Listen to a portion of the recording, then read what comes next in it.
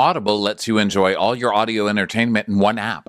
You'll always find the best of what you love or something new to discover. That sure is true. Audible offers an incredible selection of audiobooks across every genre. Bestsellers, new releases, celebrity memoirs like the Britney Spears book that just came out, mysteries and thrillers, motivation, wellness, business, and so much more. I personally just listened to Heather Gay's Bad Mormon, kind of for Real Housewives of Salt Lake City research, but also just for fun to listen to it because it was a good book.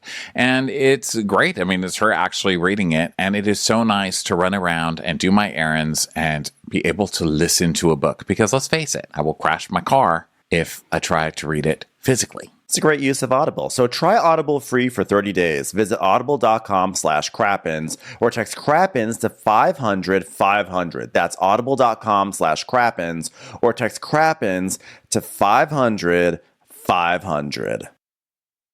This episode is brought to you in part by Purina. The holidays are here. It's such a fun and festive time and also a great opportunity to reflect on all the things we're thankful for. And if you're like most people, your pet is somewhere at the top of your list. Purina is dedicated to creating richer lives for pets and the people who love them. From helping older pets think like their younger selves to making cat ownership a possibility for more people than ever. Purina is helping pets live longer, healthier, happier lives. Your pet gives you so much the whole year round. So this holiday season, treat your pet with Purina Treats. Best-in-class nutrition, unsurpassed taste. From dogs to cats, Purina has you covered for all your treat needs. Your pet is Purina's passion. Head to Amazon.com/Purina to learn more.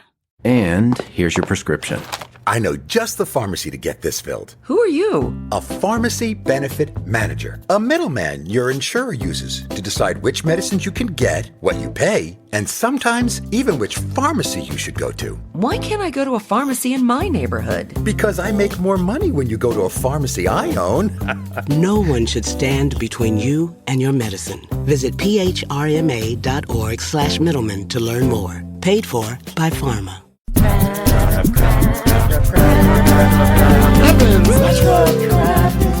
Watch what crappens. Who cares what happens when there's so much that crappens? Watch what crappens. Watch what crappens. Who cares what happens when there's so much that crappens? Well, hello, and welcome to Watch What Crappens, a podcast for all that crap we love to talk about on Yo Brovs. I'm Ronnie. Hi, Ben, how are you? Hi, I'm good, thanks. How are you doing? Oh, I forgot I had a clip to play for you today. Happy birthday. It's a little Candace Thank clip you. singing happy birthday. Happy birthday, Banoons. Thanks so much, Ronnie. I appreciate it. And thanks to all the people who were so kind and sending, writing on Twitter and Instagram and sending messages and everything. It really makes me feel very, very loved. Thank you very much. You are adorable years old. Oh, thank you. Thanks so much. Hope you find something adorable to blow out. So, what are you going to do tonight for your birth? I'm going to do something extremely uplifting and joyful. I am going to do something that's just going to be nothing but, rainbows and joy. I'm going to go see a screening of the new Color Purple movie. Okay, well, you know what? You did make me jealous on your birthday because you know that I'm dying to see that movie. I cannot wait to see it. Yep, we're going to go see it. We're going to see a screening of it. I'm sure I'll be bawling.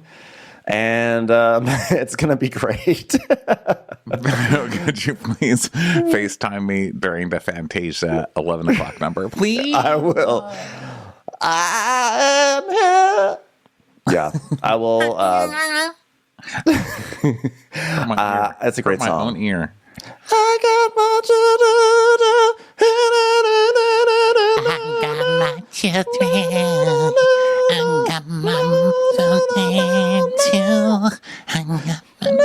Oh my gosh. Okay. The audience has hung up on us. Sorry, everyone. Everyone, welcome to Watch What Crappens. Welcome to Real Housewives of Potomac Day, everybody. We're super glad to be here. We are going to be recapping Below Deck Med this week. I don't know why, really, because we said we weren't going to, but damn it, we just want to this week. And then after this, don't lock us into it. Don't lock us into it. We still have the chance to not do it. Oh, that's true. Okay. You know what? Christina, you might need to edit that part out. Okay. 2 minutes and 35 seconds. Okay. You know what? Here's the deal. We might do a below deck recap. If we don't end up having time, then we'll just talk about it a little bit on the next recap, Real Housewives of Salt Lake City. So who cares there? You don't have to edit anything out. We're promising nothing. But we do have a busy week. Either way, and it's time for the holy days, the holidays. I mean, Christmas is Christmasing. People are out there shopping. We're going to record our Christmas movie multi-episode recap crossover with the Reality Gays, Maddie and Jake. We're recording that this week. That'll be up the week before Christmas. The week between Christmas and New Year's. And it's a real doozy. We're recapping Ladies of the 80s, A Diva's Christmas. So basically, it's a movie that has two titles, and Lifetime couldn't decide on which one, so they give us both.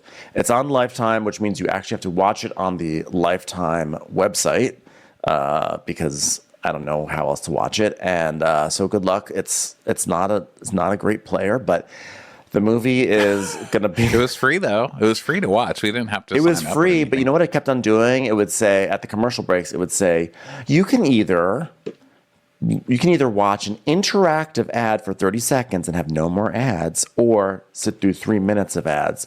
So I said, I'm going to do the interactive for 30 seconds. And guess what? Every commercial break, it kept on saying, now what do you want to do? Interactive for 3 minutes. I was like, you're a liar. You're a liar, Lifetime. I kept on getting served ads the entire time. I was so mad. I couldn't even figure out the 30. So, I mean, I kept clicking the interactive one, and then I couldn't do it right. I don't know what I was interacting incorrectly. So then I had to end up restarting it and then watching the ads anyway, but there were never any ads. So there you go. I think I watched one ad the whole time. Oh, it's like the 3 minute ad was the one that actually was the better choice. Yeah, I kept on having to watch.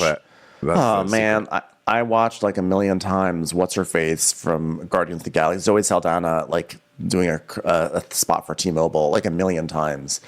But the point is, Well, speaking of T-Mobile, I mean, we might as well be doing one for them right now because they're mentioned today in Real Housewives of Potomac. You're right. Either way, I was just going to say, this Ladies of the 80s Christmas movie is absolutely horrible, and we're going to have the best time tearing it apart. Like, it is the worst one we've watched so far. We've been doing this for about 4 or 5 years, and like, this is by far the worst one. The very, very worst. It's going to be hilarious tearing it apart. So everyone should you have enough lead time to watch this movie and join us later in the month for that.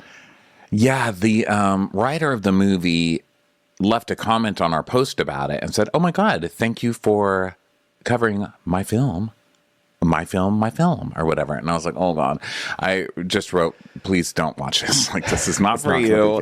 This is going to not be a good day for you. And it's right before Christmas, or right after Christmas in his case. And listen, go do something else. You don't need to hear how much you suck. Okay? Yeah. It's Christmas time. The only people who should hear how much they suck right now are bad children who don't get anything. That's right. So, so if you were involved in the production of Ladies of the 80s, A Diva's Christmas, you probably should not tune in because it's going to get rough. Stay away. It's going to get rough. Stay the hell away, people. Okay, so that's going to be really fun. I'm excited to do that. But today is Real Housewives of Potomac. Wow, this show, hilarious. I died laughing at this show. So funny. They came to Austin, where I live. It's like, woohoo, they're going to come to Austin. And then they put them right in the middle of fucking construction. Who books these trips? Like, who booked this? It was not just like construction out of just their windows.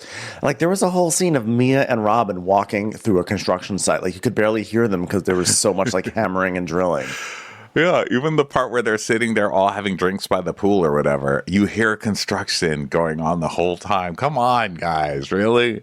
Did the Hotel Van Zandt really give you that much to sit there? It was a disaster, but it was a hilarious episode. I was cracking up the entire time. Very funny. And, there are a lot of people just so pissy online. First of all, there are a lot of Wendy fans, like a lot. I find Wendy okay. Like, I mean, I like Wendy. She seems like a good person. I'm not a big hater or anything, but man, I can't believe she has so many hardcore fans. Like, they love Wendy. And I don't know, like, I feel like to have like a true group of fans, you have to be like really fun or funny or fabulous. Like, there has to be something. Like, what is it? What is it with Wendy? Yeah, I don't know. I mean, I have That's pretty. always really Occasionally liked. funny. Yeah. I mean, she's smart, which I think is. I've always liked how smart she is, but like I've said many times now, I feel like she has actually kind of dumbed down her on-air persona. But also, I feel like NECA. I don't think that she's lying, and I feel like it's a really like sucky position to be in, and I don't know. I'm surprised that people are like, oh my god, NECA is like so thirsty, blah blah blah blah blah. And I'm like, but it was Wendy's mom who called her up and said all this stuff. Yeah, that's how I feel too. But yeah, the comments are really pro Wendy, even when the evidence is mounting that, I mean, Wendy's just full of shit. Like, she's completely full of shit, and we'll talk about it today. Now, why? I don't really even understand why the lies. They're not big lies, so I don't really understand why the lies. Yeah. But she just keeps kind of bringing it up like, oh, here's the proof. Like, as we'll get to in the recap, I'll get to some of her texts and stuff later in the episode as we get to them in the show. But I'm like, Wendy, why are you posting this online? You're not proving your point. Like, she's making all these tweets or Instagrams or whatever. He's like, well, here's proof that she knew me the whole time. I'm like, yeah, but you're saying that you didn't know her. So Yeah. now you're only kind of proving her point. You know what I mean? Like, her arguing is she's trying to do these gotcha things, but they're only making her look like more of a liar. And what she's lying about doesn't even matter. Who cares if you knew each other? Who cares? Like, I don't get it. Yeah. Yeah, no, I haven't followed a lot of the fan reaction to this whole thing, but what I have seen has been people sort of making it seem like the new girl is really thirsty. But I actually feel like NECA seems almost Exacerbated? not exacerbated. I can't think of the word. Exasperated? Seems like, I'll say exhausted. Excoriated? Excoriated. No, not exasperated. Exhausted. I'll just say exhausted. She seems exhausted by this. She doesn't seem like this. It doesn't seem like this is a fight she wants to be fighting. She seems like annoyed. She seems frustrated. She seems like her reaction seems to be like, what the hell? Why are you doing this to me? It's not like I'm coming here to start a fight with you. You know, like she was sort of pushed into the situation by Ashley. And then she's like, she's exasperated. Exasperated. That's what I was coming up with. I said exasperated, and you said no. I thought you said no. I said exasperated. Oh, I didn't hear the excoriated. Okay. Well, maybe I didn't say that. Who knows? I said Excalibur Hotel, which probably is less annoying to stay at than the Van Zandt Hotel, actually. Probably. But yeah. it's not all, but a lot of the commentary or the comments I'm reading online, the tweets and stuff, seem to be accusing NECA of only coming on here to mess with Wendy's Nigerian status on. I mean, it just seems so bizarre to me. Like, I just don't really get how anybody else is getting that.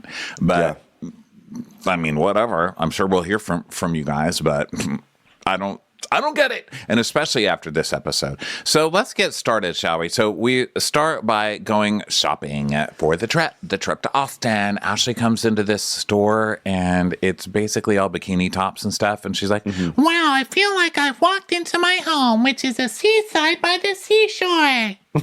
Yeah. And she's really excited. She tells us she's like really excited to invite the girls to Austin because it's so spunky. I was like, that's such a strange way to describe a city. This city is really spunky. A little spunky. It has its own flair. I think, it's a great place to let your hair down. I mean, isn't the slogan like keep Austin weird? I mean, I think it's like the perfect place for like these big, like these hoity-toity uptight ladies. I'm going to take Ben to Mesa, Arizona for his birthday because it's spunky. Well, it's got some spunk. You can say what you want about Mesa, Arizona, but there's some spunk there, okay? It's got a little spunk in it. Spunk in the trunk. Yeah. What makes Mesa, Arizona spunky? I don't know. I don't remember. But I just remember thinking, wow, this is a spunky town. I mean, do I need anything else? That's it. It's spunky. That's it. Spunky. Yeah, I don't know what I'm talking about, Mesa, Arizona. I will say Austin has not really kept itself as weird. It is still pretty weird, but all these LA people coming in with their tech money. I'm just kidding. You can only support so many tech bros before you lose your weirdness. And then it just becomes tech. Then it just becomes like guys in vests. Yeah, my sister went to college here, so I lived here years ago for 1 year. Like, New York would make me nuts. So I lived here 1 year, then I would go back to New York. Then I lived here another year.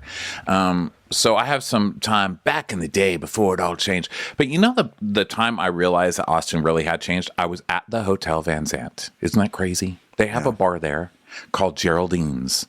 And I was in there because my cousin's husband, Reed, who just had a baby. So congratulations, Reed and Jenna, the Reed brothers orchestra. Wow. They just had a baby named Isla Wren. So congratulations, everybody. So anyway, he was playing there at Geraldine's, and it was filled with fucking douchebags. I was like, who are these people? They were so rude. They were just so rude, like, to the musicians. They were so rude to the people running the bar. They were so rude to the waitresses. Fucking douchebags, Wow. And I asked the waitress, I was like, what's all with all these dickheads? And they were like, oh, yeah, they're all tech people. That's just how it gets sometimes. And I was like, oh, wow, Austin really did change.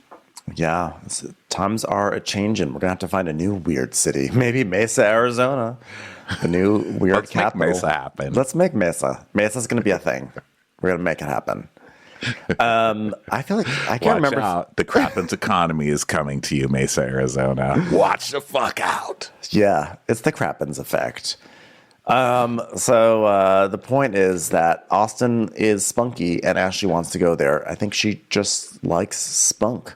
So Mia, then everyone's talking about the Austin trip. There's no reason to get nasty. You know what? If it was good enough for Mary Tyler Moore, then it's good enough for, remember? Lou. He goes, you've got a lot of spunk. She says, well, thank you. I hate spunk. That's my way of trying to cover my my ass because I was being nasty. Yes. I was trying to bring it back to wholesome sitcoms. So Mia is like, well, if we're going to go into this trip like with negative energies, it's not going to go well.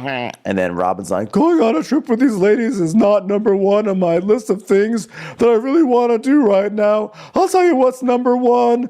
I don't care. Keep Austin. I don't care. So Giselle's like, oh my God, Texas is a mess. Austin? I mean, what's their slogan? Weird people? Weird people? Is that their slogan? Weird people. Weird. I like, she just slams this whole state. Texas is a mess. Candace is saying that she can fellowship with people that she's in a good place with. And Wendy's like, you know what? Maybe we'll have some fun because I damn sure ain't have fun at pickleball. Well, I would just like to thank the editors for not flashing back to flop, your flop, your flop, flop, your flop, whoa, your flop. Prancing around, screaming your flop over and over again. So you're welcome, audience. We didn't get it from the editors, but you got it from me. So then Karen's like, well, maybe Ashley will have better luck at hosting an event for the girls. No, I tried. I'm that helper if she needs some help. I'm the fence. Get on and ride me. Throw a nickel at me and ride me like any fence gets ridden. So Giselle comes into the store and she's like, it's like cold. It's cold and rainy. You're doing this to me, Ashley. I mean, please, I know I'm no angel, but please show me some grace with this rain and I will learn to adore this store. So they just do a little shopping, and she's asking if they're staying in a 5-star hotel. And Mia's like, oh my God, please tell me we're not sharing a house. Which, you're the last one who rented a disaster house. So yeah. Well, maybe that's why she's saying it. Maybe that's why she has PTSD from her own failed Miami trip last year. So, so they're like talking about like what are they gonna get, whatever. And Giselle's asking if they're gonna have a drinking game, and she's like, "I like Karen when she's liquored up." Mia's like, "Oh yeah, Karen's been on the gin and juice all week." Okay, and then Giselle's like, "No, she's been on the crack and juice. It's the crack and juice." So then we just see clips of Karen being drunk and doing morning drinking where she's like, this is my early bird cocktail. And at the pickleball game, drinking more. And Giselle's like, I mean, listen, okay, guys, we have things to talk about. Now, listen, do you think Nneka could be lying about all that she said? Because that was a lot. That was a lot. And Giselle basically feels like it's like a really big accusation, and that she just doesn't feel like Nneka would come into this group and make up that kind of lie. And they all kind of agree. And Ashley agrees mainly because she just feels, she's like, well, the reason I didn't completely dismiss Nneka's accusation, even when she made it, irrespective of the fact that Wendy's my friend, is that like the way she delivered this information. She just was like, had such conviction behind it. Yeah, and I mean, whatever, Ashley. You have a lot of conviction in everything you say, and you lie like hell. Also, you started this. So the reason you completely didn't dismiss Nneka's accusation is because you started a big fight that the mom was probably calling and fighting about, because you started it, Ashley. So she's like, yeah, personally for me, I'm shocked because Nneka knew that prior to coming to my house. Oh, okay. So they're saying before she even told Nneka all this information. Wait, hold on. It was at Ashley's housewarming that she told Nneka all this information about Wendy, right? Okay. So she's saying all of this predated that, right? Okay, so that takes away everything I was just screaming about. So sorry. I'm not totally sure. But Giselle's like, why didn't Wendy just say, hey, girl, I know you already? And both Giselle and me are kind of like, why was the conversation not like, hey, I know you already. Your mom is calling pissed off at my sister-in-law, right? Right. Or she's already so they're just sort of not sure why that communication is like that. And Giselle's like, I don't think she would have volunteered that information. Nah. And Mia's like, well, I would have. It's time for a commercial. It's time for a Crappens commercial.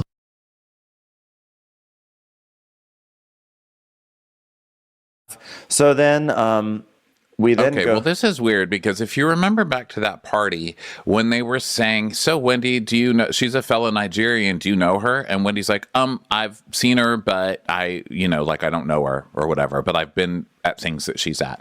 And then they asked Nneka the same thing at some point, and Nneka said, no, I mean, I don't know her. I've met her before, but I don't know her. So They were both on the same page then about not really knowing each other. There did seem to be some uncomfortable energy about it, which from Wendy, but of course, this is all hindsight. You know what I mean?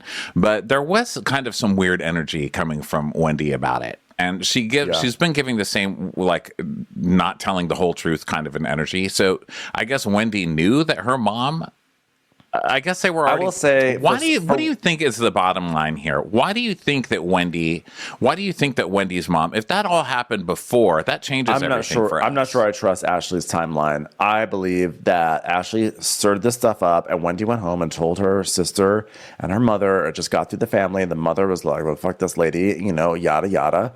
And I think this is all Ashley's doing. I also think, though, that for as much as Wendy later on in this episode is like, I can't believe you'd come on the show, and we're both from Nigeria, we're supposed to be sisters and all that, I didn't feel like Wendy was acting very sisterly to Nneka when she first met, quote unquote, met Nneka in the context of the show.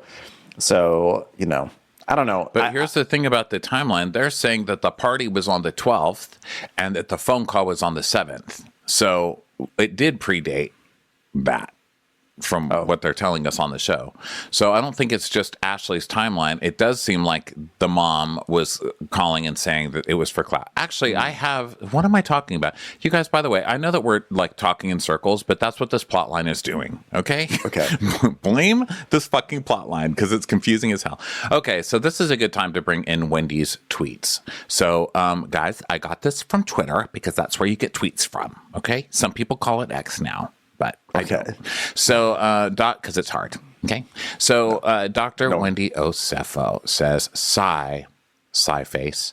I have really been minding my business this season and not reacting, tweeting about Potomac. But this narrative is getting malicious. You say you don't know me, but a year and a half ago, before we started filming, you kept pressing Lebby to ask me to have dinner with you. Okay. She didn't say she doesn't know you. She said she doesn't know you very well, that she had met you. Okay, so this is the tweet. This is Leba tweeting, or Levy, I'm not sure because they pronounce it different ways on this show. Everybody pronounces it a different way. So she says, hey, Lev. And then she says back to her, hey, love, how are you? And she says, I'm good, darling. How does your schedule look? I'd love to get together for brunch or dinner. My in-law just moved here from LA, and Bravo's production team has approached her about coming onto a show. And then Wendy says, hey, twin, my schedule is nutty. Just let me know some days you're available. Okay, so that's the first thing. Come on, get it. Let me read my damn tweet. So then some of the comments are like, this proves NECA was telling the truth. You knew Leva and NECA didn't know you. Okay. Someone else says, Wendy, this proves NECA has studied the show by way of watching and asking questions. Her and her husband are on an agenda. And then someone else says, this doesn't help your case. It seems like NECA is telling the truth. If she was coming on the show, it makes sense for her to want to meet you. You talk about being from the same tribe, so you should have welcomed her. So then, it's just a repeat of that tweet. Let me see if there's anything else. So, yeah, it sounds... so then Dr. Wendy... someone tweet... This is Wendy replying to someone's tweet that says, I find this interesting. Ike liked these pics back in 2020 and now seems to have recently unliked them. Seems weird to do that. Then again, could be nothing. And these are from the Sip and See last year. And Wendy says, child, not him liking the Sip and See pictures, then unliking them. Been fans since the beginning. So now she's saying that they're just fans of hers. So Wendy does believe it's capable. Wendy is okay to believe a story that Ike liked a photo and then didn't like. Was there evidence that he liked it and then he didn't like it? Yes, there's screenshots. Who took screenshots of him liking? Well, I don't know. Like, that's so crazy. I guess people are so crazy. But I just think it's funny that Wendy would deny that Eddie would be friends with Ike and then unfriend him, but she's all in on the idea that Ike liked a photo and then, unliked it. But she's also putting out proof that she knew that NECA was being approached to do the show or a show that was there, and they were trying to get in contact with her. So that's not really using her for clout if they were already in discussions with her to be on the show. And I don't know why Wendy's putting this stuff out, because it really isn't helping her cause, I just think it's funny when reality stars complain about like people using clout, like clout chasing. If you're a reality star, I feel like it's sort of like, it's like inherent. It's inherent in the genre, right? Like being on reality TV is like the thirstiest thing you could do, And there's like not even any shade about that, but it's like you want to put yourself out there to expose your life to people, and then you're like, oh my god, I can't believe like someone would be thirsty like that. It's like, yeah, but you're on reality TV. This is what it is. Yeah. Okay, so back to this. So Giselle, Ashley, and Mia are all gossiping about this. And like, did the mother send your info to the shrine or not? And then we go to Eddie and Wendy, and they're going to lunch together. And Wendy's stressed out. She's promising that she'll relax, And by the way, Happy Eddie is Eddie's weed company, which I didn't know. Someone told us. Thanks for telling us. Oh, look at that. Look at him capitalizing. Why would you wear a sweatshirt that says Happy Eddie? But they, because they're selling. There you go. Got it. Yeah, they go to a restaurant called EDR, which stands for Eat, Drink, Relax, I suppose.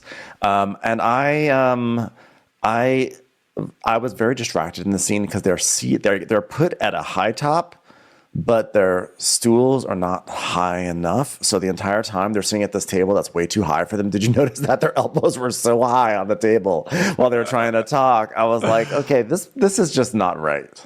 You know what other show that just happened on? Married to Medicine. They showed a scene in Phaedra's house where Phaedra is sitting at her dining room table with Heavenly and Dr. Jackie, and it's too high for Phaedra. Like, her chairs are too short for it. So she's like this. She's like, well... She looks like a little girl version of Phaedra sitting there at her dinner table. And you know where else you can find a situation like that is at Tom Tom. If you ever sit at the bar at Tom Tom, it's like normal chairs for like a counter, and like the bar at Tom Tom I think is normal bar height, because there's a difference between bar stools and counter stools. Maybe they got counter stools or something, but counter stools are shorter than bar stools. So like counter stools you use with like a kitchen island, but a bar stool you use with a bar. And I just remember a few years ago going to Tom Tom and sitting there, and I was like, why is like my chin at the bar level? I was like, why? This is not how bars are supposed to work. You're supposed to be up high. You're supposed to be able to like be eye to eye with your bartender. And I'm just like up there, like putting a drink on the counter like as a little kid. It was terrible. Terrible. Terrible. Okay, so Wendy and Eddie. So Wendy is saying, yeah, pickleball was too much, and NECA's sole motive is to attack me within this group. And the only time NECA pipes up is if it involves Wendy Osefo. Okay, well, I mean, if your mom called to threaten me, in a shrine in whatever way, I would bring it up. I mean, yeah, and then Eddie's like, I would. Yeah, of course, especially if you're on a show. And so Eddie's like, yeah, how did it all go left? Because I remember just like talking to my guys, and then all of a sudden I start seeing this furniture moving around. And so then, and Wendy's like, no furniture was moving. He's like, well, it looked like it was moving. And so then she's like, you know what? Like, this woman, this is her second time meeting me within the group. And you're calling me bitch? You're calling me bitch? I'm like, well, she didn't just walk up and say, like, shut up, bitch. Like, you guys were fighting. Like, it was a natural progression. And not only were you guys fighting, but she was like, you kept on like interrupting her and you were like discounting her. So she just got agitated. It's never nice to call someone out of their own name. I get it. But also, like, Wendy telling it back makes it seem like Wendy was just, sitting there toasting waffles, doing nothing wrong. Completely victimized. She's completely victimized. I don't know why I said toasting waffles. I think it's because I just had breakfast. I had French toast, which You're is not really waffles. in a breakfast place today. I would have loved it if she was making waffles. Imagine if it was like a waffle party, just a little waffle iron, just waffle. That really is how to win us over as fans, because I feel like we would be on different sides in this fight. If she was like, you know what we're going to do today, instead of, watching me eat steak, we're going to show me making waffles. I think we would have both been like, you know what, Team Wendy, and her mother can threaten whoever the fuck she wants if she can make waffles like that. If Wendy just brought like a little waffle iron to pickleball and was just like flipping it over while NECA was like, you know what, your mom submitted my name to a shrine, and Wendy's like, well, I'm making waffles. I'd be like, guys, you got to side with Wendy on this one. If Wendy's mom was just like, you know what, I submitted your name to a waffle. And ask anybody in town, when I submit your name to a waffle, you're going to have some delicious waffles. I think everybody would be like, oh my God, Wendy's mom is amazing. But as it is, it's a shrine, okay? And it's not as flattering. So Wendy again says, oh, she said that my mom called her. No, she didn't. She never said that. And stop trying to say that to make it look like she's lying, because she never said that. Stop changing the words. And said something about a shrine. And then we go back to the ladies shopping. And Giselle is like, well, I asked Jamal, the holiest person in the world, who allegedly impregnated somebody from his very young, from his congregation, the religious authority, Jamal Bryant, about demonic spirits. And he said, that shit is real. Don't mess with it. Yeah. And she said, Jamal was like, don't play with it. And then Ash was like, yeah, I do feel like there's truth to it. And Mia's like, and she's smart. She's like a lawyer. That's why I like her. And so they're all like, yeah, NECA's like really smart. And Giselle says, she's smart. She's not going to make up stupid stuff for no reason. That's more my department. So I 100% believe NECA. And now, on Wendy's defense now, of course, you guys just don't like Wendy. You know what I mean? So, of course, you're going to go with the anti. Yeah, you're going to just go with whatever anti-Wendy storyline comes up. And it's not like we don't all know that. So you all start pretending like, oh, wow, it's just that NECA's so smart and Wendy's not, because that's stupid. Okay? They're both two smart people you're talking about two smart people in a very crazy argument. Yes. So Giselle's like, and like, what's about Eddie and follow? Did Eddie and follow you? And then Ike saying, square up, like, be a man about it. Admit whether you unfollowed me. Yeah, and so then we go back to Eddie at the restaurant. He's like, I don't have any problems with anybody. I'm happy Eddie. TM, and I don't have any problems with it, with anybody. And it's like the first time I met this dude, it's like, we just figured out we all went to College Park. I don't even know who this person is who I added on Facebook 8 years ago, and was my Facebook friend until my wife told me to unfriend him.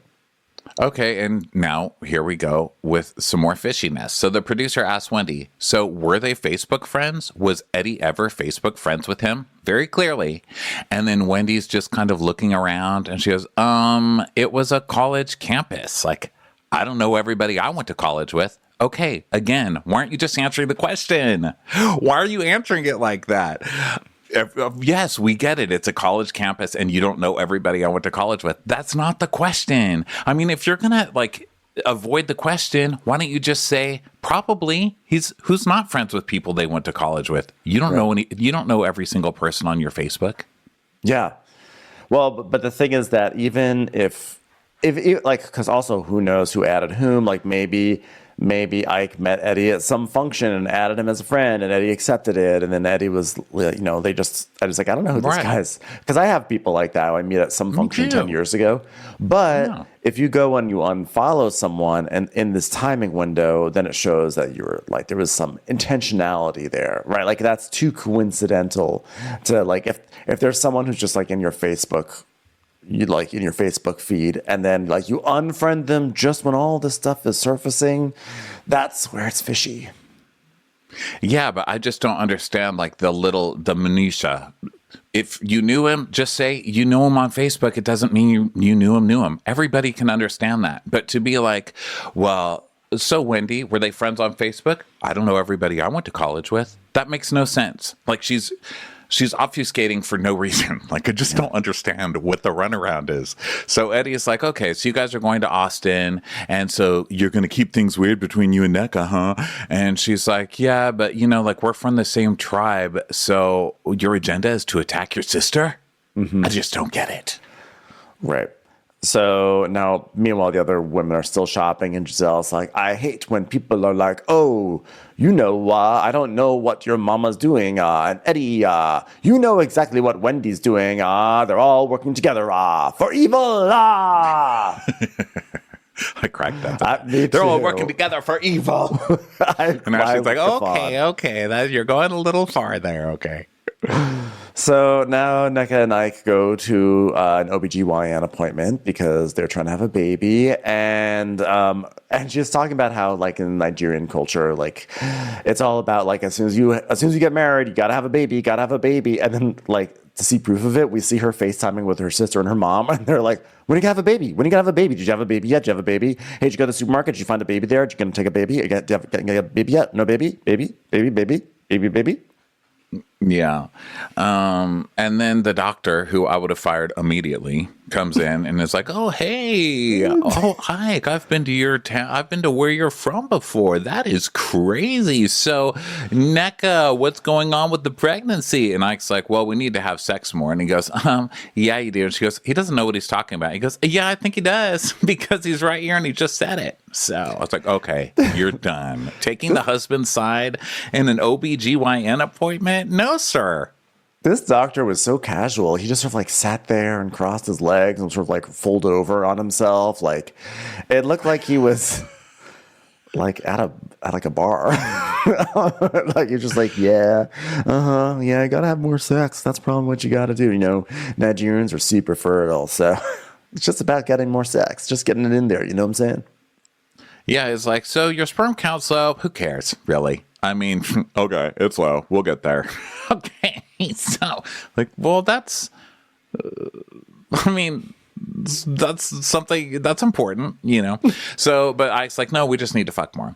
So then, basically, NECA is saying that Nigerians are very fertile and they normally get multiples just by blinking, but she doesn't want to wait another 6 months, if she could do it right now. And so she's just not getting the answer she wants there, She doesn't want to wait for her life to be over. Yeah. Yeah, I kind of tune out during baby scene, I do too. Clinic scenes. Like, I get it, like, but I know it's a real thing. I know it's a thing that people go through, and maybe people watch this show and they're like, I love these scenes. And I don't want to sit through a pooping scene either. And that's real. Yeah. Boogers are real. I don't want to see you pick one. I think it's a way to show humanity and make people connect with her, I guess. But since it's not really an area that I'm like particularly invested in, I'm just like, whatever. Also, didn't need to have like a full-on cartoon of Ike's sperm. just because I didn't understand why we needed an actual illustration. When he says, like, I'm pretty sure my guys are like Michael Phelps, they can swim. And then we see, like, he's like says his sperm are like king or something, and we just see like sperm with a crown. I was like, that's cute, but like I'm starting to feel like the show is turning into Blind Date with Roger Lodge. Like, there's a little too many things happening on screen right now. Can we just like peel back from the pop-up video just a little bit, Potomac? No, I was like, pie scene. I didn't even see any of that. I was scrolling through. Well, you missed some really wonderful on-screen animation. Okay, so now we go to Mia and Gordon. Oh my God, this fucking scene. So I guess Mia has decided she's got to explain to the audience what's going on. Now, another person who's completely full of shit, probably the most full of shit on the show, which is saying something because Ashley's also on this show. But Mia is just a load of horse shit. Oh my God. Okay, Mia. So the reason you're mad at Gordon, who just lost everything and whom you've admittedly married for his money, the reason you're mad at him is because he just works too hard. Really? Really? Oh, okay. Yeah, I thought the story. I thought the storyline was that he was sitting on the sofa and that she went up to him and was like, "You got to get the fuck off the sofa, otherwise I'm going to leave you." So he is working hard, and she wants him to retire. I guess she wants him to not be on the sofa, but not be at work. She just wants him to help with the kids, I think, and just be present or whatever. She wants him not to work, which is just a lie. Like, that's another one. What are you talking about? Since when do you not want Gordon to be making money? Come on now. Yeah, so then she's saying how things got so bad that she actually retained a divorce attorney because she was going to file for a divorce. And he's like, I had no idea it had even gotten that bad with her. And I'm just like really trying hard to listen. But have you heard her voice? It's like nails on a chalkboard. Commercials. Here comes one right now. So then the doctor's like, well, why do you want to file for a divorce? So this is where she talks about like, yeah, just, she grew up in an abusive environment and she doesn't want her children to grow up in that environment. So the moment, like now that she and Gordon are starting to bicker, like she just doesn't want her children to be around that. Yeah, and she's like, and like, I just don't want him to miss out on the childhoods of our children. And Gordon's like, yeah, but listen, I'm a goal setter and nothing gets in the way of my goals. And I was about to have everything for the kids ready for them to not have to ever worry about a thing. But then all of this happened where my family just kicked me out because I'm just such a hard worker. And so now I just have to keep working. And Mia's like, yeah, he just works so hard. And then he was like really applying that to our shareholders, which doesn't make any sense. Yeah, in Mia English, I think that means like he was working so hard and expecting the shareholders to work so hard as well that they got mad and they kicked him out. Because you know what shareholders hate? A CEO who works too hard for their money. Yeah. God, they hate that, don't they? They really do. And then Mia starts telling another story. She goes, oh, and there's another avenue of concern for me. And she says, a couple months ago, we had a sale and we retained an attorney to manage the sale. And then we sold it. And then the attorney said, we got to put the money in escrow and then you'll get your money. But then he kind of just disappeared. He stopped communicating and he owed us money because there was a contract. So then Gordon took a legal route. And then the guy got disbarred and then he died by suicide. And you just see the therapist's face like, oh, was not expecting this twist in this session. Okay. All right. The therapist is just listening to them like, wow, what a load of crap. I mean, this therapist does not believe one goddamn thing coming out of their mouth. No, I'm not saying that they don't know somebody that committed suicide or whatever. Just saying the therapist is like, has a mix of horror and like, what do I even say to this on her face? So she's like, I was telling Gordon, is it worth it? This is all over money. And if this is what happens over money, I don't want any part of it. And so the doctor's like, well, I guess what I'm hearing is that you feel betrayed. And she's like, yeah. That's exactly right. And Gordon's like, yeah. And, this is what makes us a good couple because, Mia's sensitive and I respect that. But, she's always concerned about people no matter how they treat her. And the doctor's like, yeah, but that in her eyes, that might be that she's treating everybody really well and getting shot upon, which isn't great. And he's like, not be a strength. It could be a burden. So Gordon goes, well, look, I just hope you hear this, Mia. It's not about the money. It's just that, like, I can't just sit and not do anything. He's basically like, well, I just can't, like, be in retirement. Like, I need to work. And she's like, yeah, I honestly think that, like, despite my feelings and how I feel about it from a personal level, that Gordon's going to go full force on business no matter what. And, like, I just don't agree with it. And it's, like, fucking with me because it's, like, not the guy I married. I was like, who is the Gordon that you married? He was the quote-unquote CEO of this joint chiropractic franchises, which, by the way, I still feel like he's not a CEO.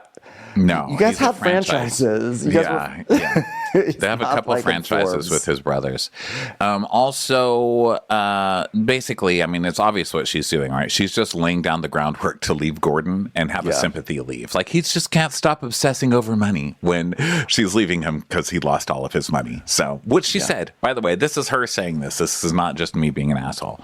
She said that in a BravoCon red carpet type thing.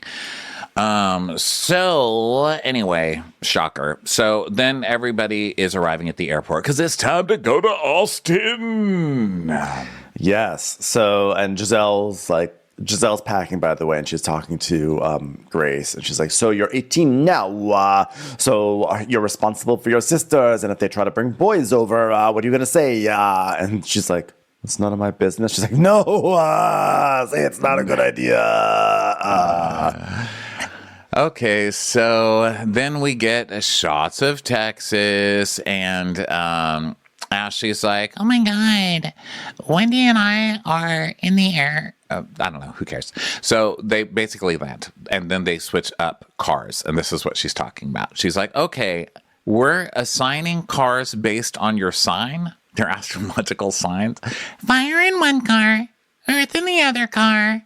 Wasn't there another one? Wasn't there? Well, so there's also air, because I think the two air, she said that, like, because they're air, that they could go in either car. So they, like, the two airs went, honestly, yeah, I'm stumbling through this because it's so stupid. I can't even remember what she was doing. It was too much. It was totally an unnecessary description of what was going on. But maybe it was a description to understand why people were in the cars that they were in. Because Robin's like, I thought Ashley was my friend, and I don't know why Ashley's put me in this van with Candace. Like, what is this?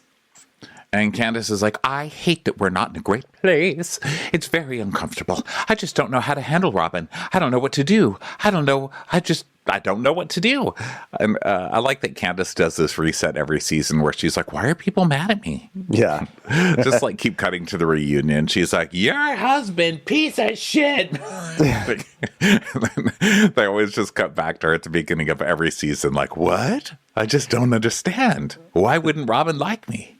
This is also the part of the season where Candace is attempting to be, like, above the fray, where she's like, I'm a mature person now, I'm a musical artist, and I will not be fighting with my co-stars. I will be zen and chill and relaxed. And it always lasts about 5 weeks or so, maybe 6 weeks, before she loses her shit. So they're complimenting Karen. They're making small talk. She's like, Karen, you look dressed to take on the world. And she goes, well, I plan on doing it, don't I? Because guess what? It's my triple 20 this year. It's not the 5-9 now. It's triple 20. Oh, yeah. How do you feel about that, Karen, turning 60? Like, Ashley's sure to say the word 60 instead of triple 20. I love it. I just stopped sweating the small stuff, and I started sweating 20, 20, and 20. And triple sweats make you no sweat at all, because triple 20, I'm a fence. Karen, when did you stop sweating the small stuff? Because you were sweating it 3 days ago at pickleball. And she's like, I wasn't sweating it. That was speaking my mind. So then we see flashback to pickleball. It's so funny how many flashbacks we've had to pickleball. Like, did anything really happen at pickleball? Not a whole lot. Oh, Esterno, I do have a correction to make. Last week, I said that Juan said something to Karen after the beans when she said, come on, Juan, what are you trying to do? Set my body on fire? I said, Juan said, don't worry. No, he said, no, Karen, I have my demons too. But apparently he said, no, Karen, I love beans too. Like, why would I knock over the beans? I love beans. But he does have his demons. And also, love beans does. Kyle that's was another not saying thing. love. Mauricio was not saying lapine. He was saying love bean, which we'll get to. That's another. That's another correction. And you know what? As long as we're with it, Ronnie, we have to now make space for all the people who informed you on Twitter that Lisa Barlow's rendition of "Away in the Manger" is popular in Britain. Yeah, that was the we other really big learned a correction. lot on this show. We got I'm a lot telling of. you. We got a lot. I was just grateful that it wasn't me this time, because usually it's me, because I've usually gone out on a limb on some stupid thing that then I get a lot of corrections. I've watched a lot of versions of Away in the Manger because they keep sending me YouTubes and they're all different ones. I'm like, wow, that song, I wonder why that song is stuck in my head. Not only is it because it's Christmas coming up, but I mean, that's the only Christmas song I even hear now at this point. Away in a manger, no grave for a bag. So anyway, Giselle's like, so Karen, do you love Robin? And Karen's like, I'm not fake, Giselle. I like Robin a lot, and I want to see her win. At pickleball specifically, I did pay for those courts. And Giselle's like, well, you like her a lot, but you want to see her win, so why don't you tell her that? No. I cut the pie in half at your home, Ashley, and I put the other half, I put it with my concerns, of which I will address Robin directly. I put it all in the freezer. My half of a pie is in the freezer. What that pie is, I'm not sure, but I did put a pie in the freezer. I don't know how we got the pie. Well, I'm going to take out the pie because I'm ready to enjoy the pie, which is in the freezer. And half of it is Robin, don't forget. And Giselle goes, yeah. Take it out of the freezer, Karen. Enjoy the pie. She goes, I will enjoy the pie. And Ashley's like, that's a Karenism, and Karenisms don't make sense, so just don't ask anything. And Giselle's like, is this an apple pie? Is it an apple pie? She's like, well, I just don't want to put the whole pie in my mouth. So what I do is I cut half of the pie. Listen, this is what we used to do at WW, as it's called. Half the pie in the freezer. You can eat it. Who's going to eat a frozen pie, Robin? Am I right? Don't Who's put any of the pie in your frozen mouth. Robin pie? Don't put any of the pie in your mouth, because I still don't understand where the metaphor lies. Please explain the metaphor, and then you can eat your pie. So Karen's like, no, your business is your business. But Robin, is she a liar? Will she lie for one all day, all night, like a 24-hour pie bake? Even on Sunday, she'll lie. And I don't know why she just won't come out and tell me the truth, because she really wants to be friends with me. And I'm telling you, I'm real, I'm authentic, I'm a pie eater, and I'm a ride or die, or as I like to say it, ride or pie. Look, Well, Giselle, pie man. rider, really. I'd ride a pie, a frozen one. It's the only way I can make sure I don't eat the whole horse pie. Pie horse. I don't really know where I am. Do fences eat? Do fences have mouths? They do now. What's this fence eat a horse pie? Oh my, I want a slice of pie. That was a song that I used to sing when I was like... I'm sorry I would finish the song, but I'm afraid I would eat the song, so I've cut that song in half and I've put the other half in the freezer. There was a song, we had a record growing up, like, of children's songs. This lady said, oh my, I want a piece of pie. The pie's too sweet. I want a piece of meat. The meat's too rare. It's basically someone complaining, but it's a children's song, so it's fun. Oh, children's songs. Can't we just like up the game on children's songs? Like make them more intelligent. They don't all have to rhyme with like cow and moo and pie. You know? Just like, how about like calculus? I'm It's so got exasperated. Pi 3.14. I love pi 3.14. Yeah, That's why pie, can't right? it be, oh my, I want to calculate pi. Pi's too long. I want a simpler number. What about 2 divided by 3? It's .6666666. It never ends. Satan. My mother did not threaten you with Satan. That was calculus. I've submitted 2/3 to the shrine. And we're back to pi. Mathematics. So Giselle, now they're divvying up keys, and Ashley's like, let's go upstairs first to my room. So they go upstairs, and they get some Austin-y beverages, and it's like a penthouse suite at this place. And Ashley Giselle's like, "Are we all going to get a nice room like this, Ashley?" And she's like, "Well, there's only one other penthouse, and Robin's getting that one because she's been going through such a rough time. Besides, I figured Juan has paid for so many hotel rooms for other people. Like, Robin should have points at this." At this time, Robin should be able to cash in all those points that Juan's paid for and get a bigger room. Well, I asked Juan if he'd subsidize a hotel room for Robin, since apparently that's something that he does, and he said, "Fuck no!" But he's a really good guy, he says. So Mia's like, "So she gets a better room because of this?" "Thank you, I do." So they're just like talking and talking about like, you know, settling into their hotel room. All right, everyone. So Ben's done talking right now because guess what I'm back to. Now, everyone, I have a visual to share. It's pie. I'm doing pie. They're like, "Oh my God, what?" And she's like, "Okay, well, where Robin and I are concerned, not everyone agrees with it, but I do. And guess what? I'm the pie maker. I'm the pie maker and the candlestick taker. Do you understand? So if you have a candlestick, I'm going to take it. And Robin's a pie." "I don't think everyone has this visual." And so I was like, "Please explain the stupid ass pie, because we still don't understand. You can't just start in a metaphor without any context." She's like, "Well, it's not as stupid as pie, okay?" It's like, "Wait, what's going on with the pie? Are we having pie? Is there going to be a pie course coming up soon?" I'm not aware of pie. Okay, so with Robin, I've cut this pie in half mentally, and I've put that pie in the freezer. The half of the pie, the Robin half of the pie is in the freezer now. Do you understand? Candace is like, so she's saying half of you, Robin, how she feels about you is in the freezer. So half of her feelings are in the freezer. And Candace is like, "Well, they're not moldy," is what I'm trying to say. And Wendy's like, "I thought you guys squashed it already." And Karen's like, "Well, no, ma'am, it's not over. It's frozen." Do you understand what I'm saying? It's basically frozen. Someone could possibly take that piece of pie and genetically re-engineer it, and there could be an entire park made out of Robin Engers that are just running around, half pies who moan like this, running around a park. And children could be invited to the park by Jeff Goldblum, and then all the Robins could turn on them and bore them to death. Just because you could do something doesn't mean you should. Chaos theory is what I like to call it. Pie theory. Listen, I realize Robin Park.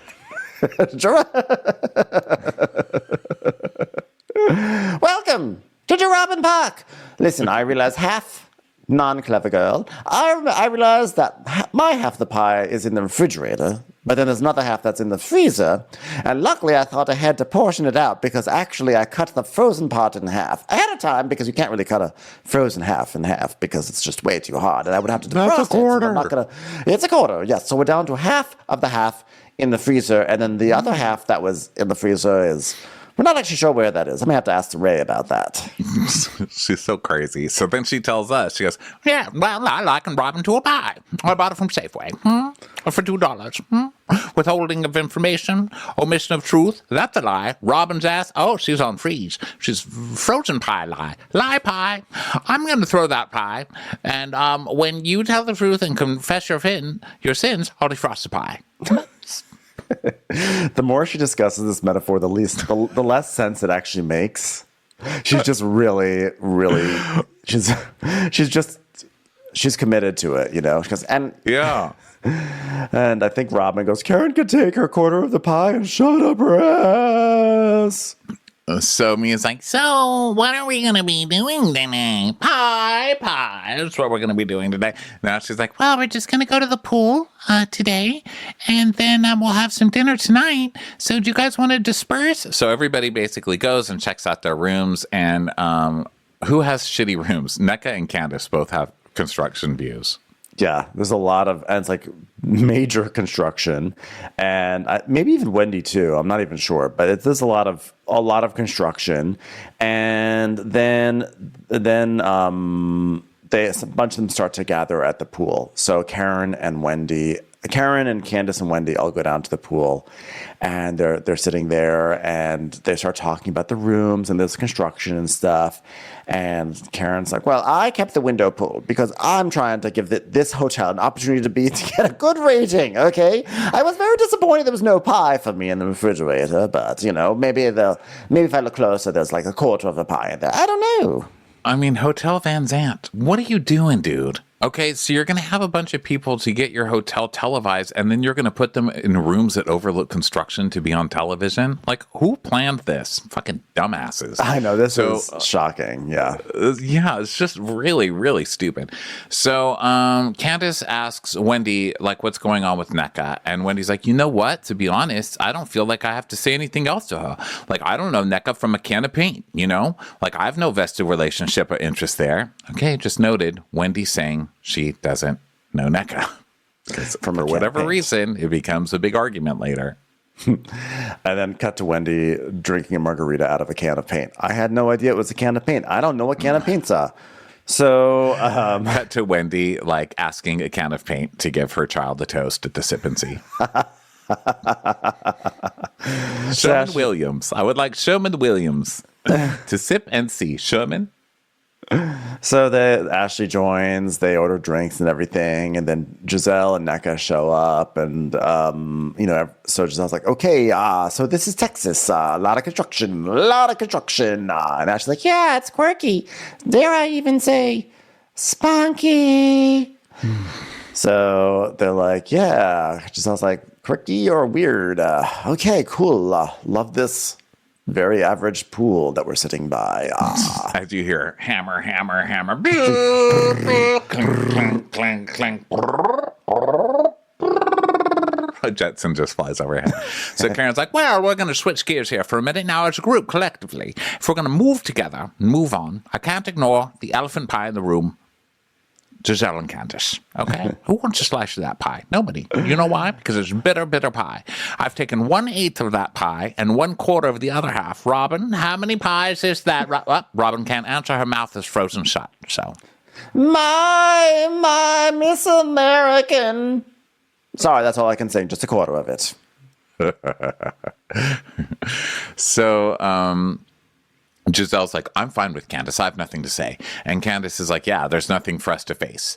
And she doesn't want to acknowledge me because she thinks if she doesn't speak to me, then I will disappear. But my black ass is still sitting here. So there it is. And Giselle's like, I haven't said that. Listen, for the safety of my children and my own mental space, I choose not to participate in any capacity. And Candace goes, but I believe it was my bonus children and possibly Drew Sidora and my husband whose safety and reputation and just overall mental state were in disarray because of the things that she was saying. And Giselle goes, the end. Like, not going to go into this anymore. Like, we both hate each other. There's nothing more to discuss. Yes, and for anybody who forgot, this started last year when Giselle told her at stripping class, or whatever the hell they were in that day. It was stripping class, right? Just after, like, sexy dance class, where she's like, well, I just wanted to tell you, Juan made me uncomfortable in a hotel room. And that's where it all started. So then we cut to the reunion with Candace yelling, you sit up here with your privileged white-looking ass and you think you can say whatever the fuck you want. And then Giselle's like, well, Candace, last year I told you your husband made me feel uncomfortable because he made me go into a bedroom and close the door. That is what happened. So, no, he did not make you go into a... I can't. But that's last year. No need to relitigate. But they're not going to forgive each other, which, as we've mentioned, is kind of going to be a major fault in the show because you can't have a show when the cast won't talk to each other. It's hard. Yeah.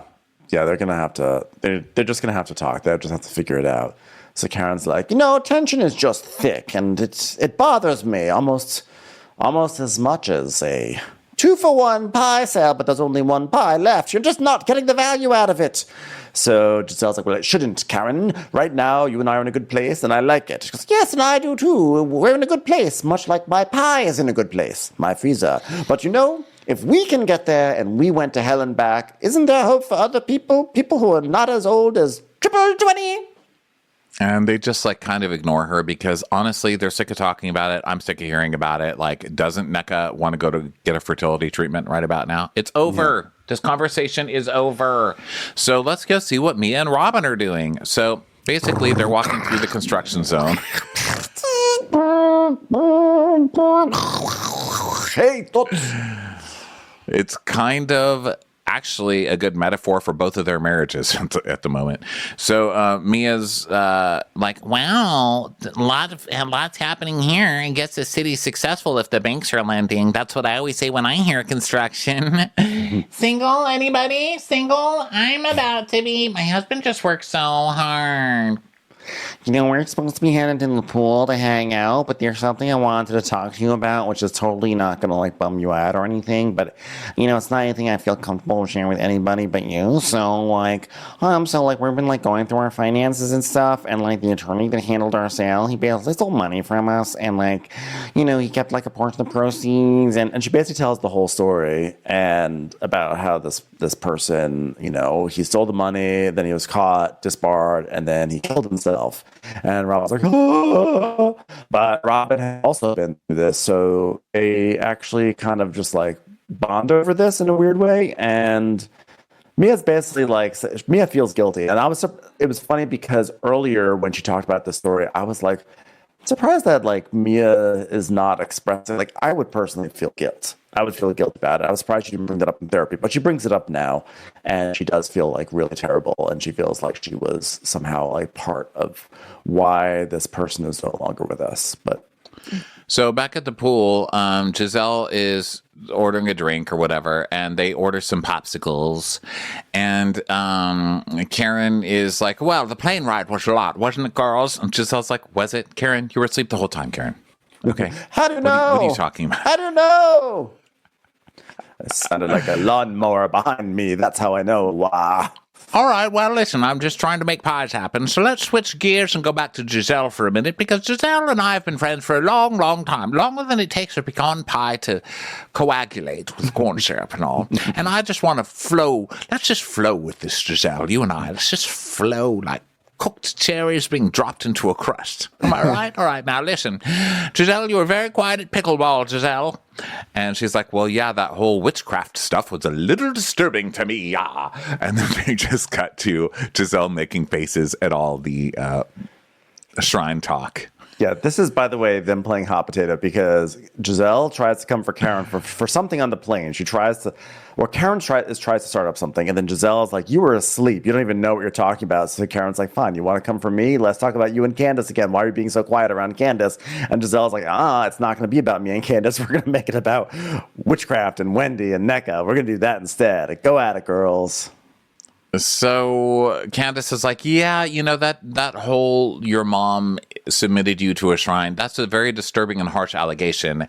And if you believe that, then that's one thing. But, you know, I think it's important that you hear from Wendy.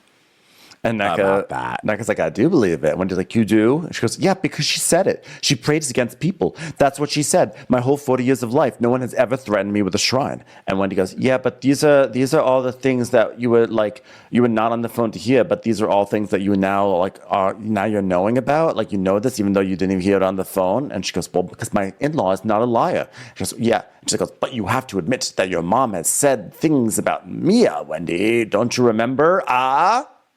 So Wendy is like, yeah, but she didn't say that type of stuff. So Mia and Robin come back and join it, and everybody's awkward. They're like, why are you guys so awkward? And Giselle's like, okay, well, now Mia's here. So Mia's like, oh, God, what did I do now? And she's like, well, Wendy's mother on social, did you not put you on an altar? But she did say, and Wendy's like, no. I have the text right here. Okay, let me go. So verbatim, she says, well, ugly inside and out, creative face Mia, a bombastic, ignorant, nonsensical, baseless CEO troublemaker. Okay, well, so... And then she goes, and I'm bringing this up because Giselle wanted me to bring this up. Just to try to So here's already just proof that we already knew. I mean, we read these last week on the show. I didn't know they were bringing up this week, but proof that your mom's like fighting your battles for you and going at it for you with people, right? Yeah. So then she continues. She's like, to hell with Mia and Peter. Oh, yes, I say Holy Ghost fire on Mia and Peter and thunderstorm. Amen. And then she goes, there's no witchcraft here. Wendy, oh my God, what are you doing? Why are you bringing evidence? This is not helping her case. Evidence? Why are you bringing the evidence that just makes your mom look guilty? Yes, it does. You're saying the words Holy Ghost fire on Mia and Peter and thunderstorm, biblical, and then literally closing with an amen, which is something else biblical. Please just stop, Wendy. You're terrible at this. Holy Ghost fire and thunderous what? So Karen's like, well, that's a prayer. That's my interpretation of a good prayer to the Lord. And Robin's like, well, that sounds extremely threatening. Yeah, it doesn't really help her case very much. You should never repeat that ever again. I was laughing my ass. This is so funny to me. So then Karen's like, Holy Ghost. She put holy in there. I mean, listen. That's some pie right there. And Ashley's like, well, it's definitely a cause for pause, you know? So then Wendy's like, yeah, you know, during pickleball, no. Yeah, Nika kept saying, like, your mom says she's going to put my name on a shrine. She's going to do that. She's going to do that. But it was never about Nneka. It was always about Leba, her in-law, and Ivy, my sister, because they were friends. So it was Leba and Ivy who are friends, okay? But they're no longer friends, and they've been on and off for the past years, so nice try. Oh no! So then Nneka's like, "Nice try." Well, because now nice Wendy's acknowledging, "Oh yes, my mother did put a name on a shrine, but it didn't have to do with you. It was because of Leba." And so Nneka's like, nice try. It was not a fight between friends. Ivy told my mother-in-law that when she was upset that I had allegedly used her name, and I'm telling her that she and I are friends to be amongst a social circle, which is incorrect. I met her in events, but I never said that she and I are friends. I don't know her. I met her in passing. That's all I said. And just I was like, got it, and Wendy's like, so the exactly accusation here basically is Wendy is saying that Nneka pretended to be Wendy's friend to the producers and say, I know Wendy and her family, and that's why they got her on this show. So she's only brought on this show to diss Wendy and start a bunch of drama with Wendy because they have these pre-existing ties. And Wendy's saying that's not true. I don't even know that girl. So she used my name to get on this show when I don't even know her. Right? Yeah. Is that what you're getting at this point?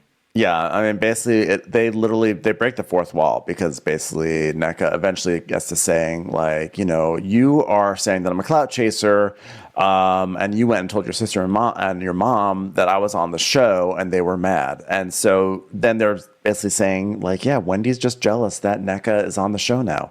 So it's one of those rare moments where they're really kind of acknowledging that this fight is about the actual show that's documenting their real life. So, right. So Wendy's like, well, you knew exactly who I was, and you came and specifically went against your fellow Nigerian sister for the sole purpose and intent.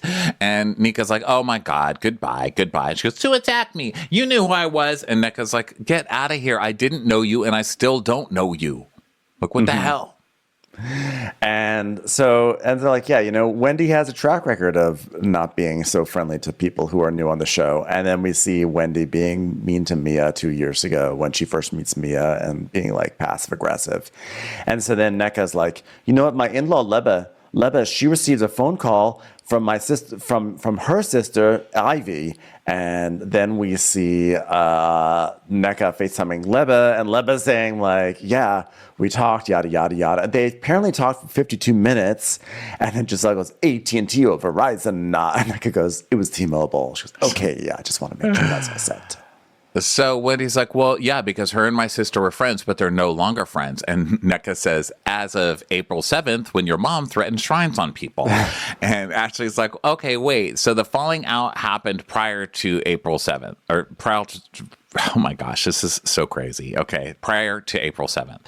So then everyone's trying to basically follow all this, right? So Nneka's like, your sister called my in-law on April 2nd, and you later dialed in on a separate line. Just, I was like, what? And Wendy's like, lawyer, you're a liar. And now she's like, wait a minute. They have correspondence on April 2nd, 4th, and the 7th. 247. Those are the dates you're saying, right? And Mia's like, oh my God, remind me not to rob a bank with these hoes, okay? Because we're all going to jail. I like that's where Mia's brain goes. I'd be like, remind me not to go into business with these people, or remind me not to, I don't know, like drive somewhere with these people. But she's like, remind me not to rob a bank with them. I was like, okay, well, sure. She was just outside going, wow, this town must be doing well because the banks are loaning. Her mind's really on the banks at the moment. She is ready for her next chapter after Gordon. So this everything's going back and forth, and Candace is like, she's like, how old are they? And Wendy's like, I don't know. That's my sister's friend. I don't know how old Lebe is. And Nneka's like, wait a second, that's your sister's friend? And Wendy's like, are you lost? Are you lost? And Nneka goes, but she's not your friend. She's not your friend. And Wendy goes, are you lost? Are you lost? She goes, she's not your friend. Then why are you announcing her at your daughter's sippency then? And then we see unseen footage of not only Lebe being at Wendy's child's sippency, but Wendy actually addressing her and like holding her up as like a model citizen. Yeah, when I think of a Nigerian woman who is not only filled with tradition, but also the modern world, I think of you, Lebe. You are cultural, but you are still Western, and I love that about you. And just I was like, oh, she was there, and Wendy's like, you're lost. You're lost. That is what you are. And Candace is like, oh, okay. So it is weird. She's telling us, she's like, okay, well, it is weird to say you don't know someone when you would invite them to your kids' sip and see. I don't have an answer for this. I'm out of this one. I mean, who announces somebody as someone you want your daughter to emulate if that's not even your friend?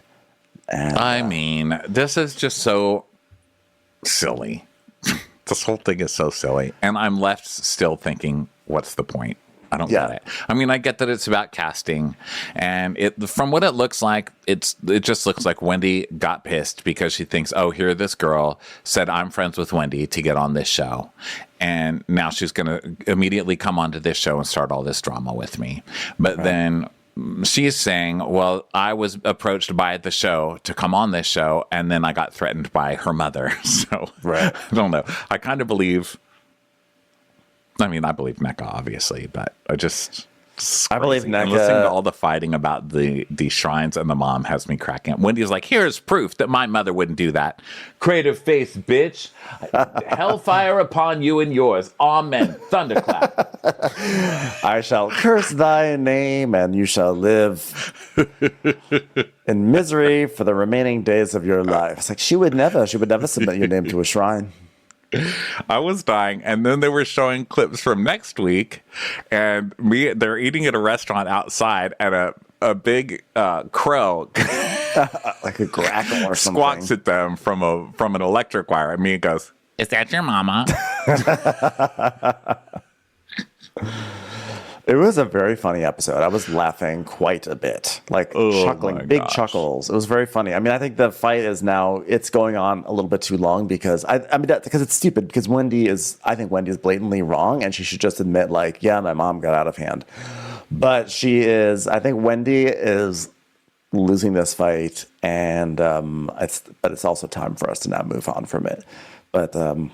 But wild times. Thanks everyone for listening. We'll be back on the next episode. We got tons of shows this week, so be sure to subscribe on whatever platform that you use. We also have a Dwell Hello coming up. The last Dwell Hello of the year is coming up this week, but it'll be back in January. So that's on Wondery Plus. You should all subscribe there. And we will catch you on the next episode. Bye, everyone. Bye. Watch What Crappens would like to thank its premium sponsors. Ain't no thing like Allison King. Ashley Savoni, she don't take no baloney. Stroll in the park with Caitlin Clark. She's not just a Sheila, she's a Daniela. Itchels. Erin McNicholas, she don't miss no trickolas. She's never scary, it's the Green Fairy. Jamie, she has no last namey. Hava Nagila Weber. Know your worth with Jason Kurth. She's the wind beneath our Jennifer Wing. Sip some scotch with Jessica Trotch. She's always supplying, it's Kelly Ryan. Kristen the Piston Anderson. Let's give a kisserino to Lisa Lino. Megan Berg. You can't have a burger without the Berg. The Bay Area Betches. And our super premium sponsors. Somebody get us 10 cc's of Betsy MD. We're taking the gold with Brenda Silva. Let's get real with Caitlin O'Neill. Don't get salty with Christine Pepper. Can't have a meal without the Emily Sides. Nobody holds a candle to Jamie Kendall. She's not harsh, she's Jill Hirsch. She's a little bit loony. Junie. My favorite Murdo, Karen McMurdo. We love him madly, it's Kyle Pod Shadley. Let's go on a bender with Lauren Fender. We want to hang with Liz Lang. The incredible edible Matthews sisters. Give him hell, Miss Noel. She's the queen bee, it's Sarah Lemke. Shannon, out of a cannon, Anthony. Let's take off with Tamla Plain. She's quite the catch, it's Victoria Cotchett. She ain't no shrinking Violet Kuchar. We love you guys.